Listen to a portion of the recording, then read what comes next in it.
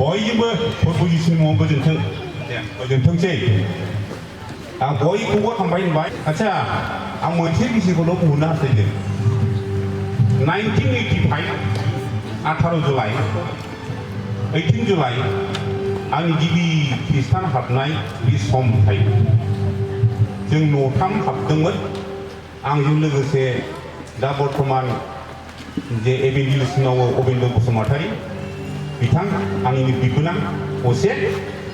आरो बिनि फंबाय गबिन्द रुंसारि जालांबाय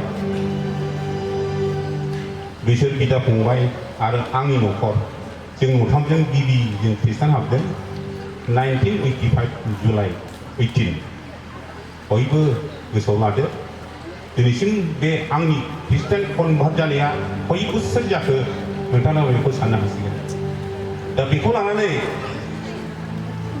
खृष्टान हाबजेननाय समाव जे गितखौ आङो सुजुदोंमोन बे गितखौनो दिनै रोजाबनो थाखाय आङो सासे आंनि बिसौजो नोंथांमोना बयबो मिथिगौ सुस्मिता नार्जारी आं बिथांखौ हायर लाबाय फिसौजो दा फिसौजोआ बे गितखौनो खनसिगोन आरो नोंथांमोन खोनासिगोन आंबो इसोर जानानै गोबाव बोसोर जाबाय अब्लाबो दामनो गोसो जानानै दिनै आं दामथारनोसै